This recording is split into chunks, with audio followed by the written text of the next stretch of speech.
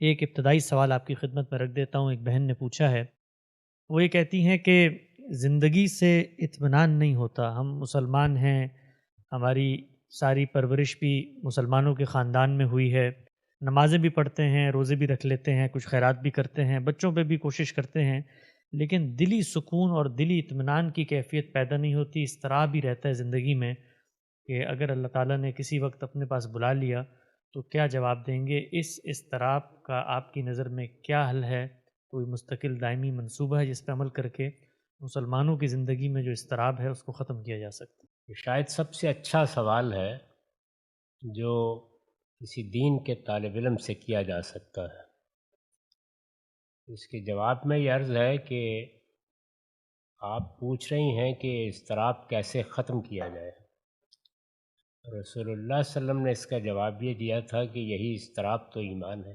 اگر آپ کے دل میں یہ خیال رہتا ہے کہ مجھے ایک دن اپنے پروردگار کی بارگاہ میں حاضر ہونا ہے، معلوم نہیں وہاں کامیابی ہوگی، معلوم نہیں ناکام ہو جاؤں گا یا ہو جاؤں گی، تو اس اضطراب ہی سے ایمان کا اظہار ہوتا ہے۔ اس کا مطلب یہ ہے کہ اللہ تعالیٰ کے ساتھ ایک زندہ تعلق ہے، آدمی غفلت میں نہیں سو رہا، اسے یہ خیال رہتا ہے اور ہر لحظے خیال رہتا ہے کہ میں ایک دن اپنے پروردگار سے ملنے والا ہوں، اور یہ ملاقات محاسبے کی ملاقات ہے۔ مجھے اس دن جواب دینا ہے، مجھے اس دنیا میں جس امتحان کے لیے بھیجا گیا تھا، میں وہاں کامیاب ہو کے آیا ہوں یا ناکام ہو گیا ہوں۔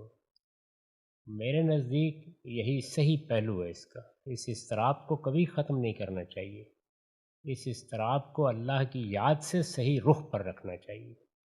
یہ جو ہم پر 5 وقت نماز لازم کی گئی ہے کہ ہم اللہ کی بارگاہ میں حاضر ہوتے رہیں، تو یہ آپ دیکھیے کہ قرآن نے اس کا مقصد کیا بیان کیا۔ اقیم الصلاۃ لذکری، تم مجھے بھول جاتے ہو، اس لیے بار بار یاد کرانے کی ضرورت ہوتی ہے۔ تو یہ اضطراب خدا کی یاد ہے۔ جس وقت یہ اضطراب پیدا ہو تو آپ اللہ کی تسبیح کریں، اللہ کی حمد کریں، کوئی اچھی دعا زبان پر لائیں، اللہ تعالیٰ سے درخواست کریں کہ وہ آپ کو صحیح راستے پر رکھے، اور جب تک دنیا میں اس نے زندگی دے رکھی ہے آپ کی مدد کرے کہ آپ صحیح منزل تک پہنچ جائیں۔ تو اس کو اپنے لیے ایک نعمت سمجھیے، اس کا حل نکالنے کی کوشش نہ کریں، اس کا رخ صحیح ہونا چاہیے۔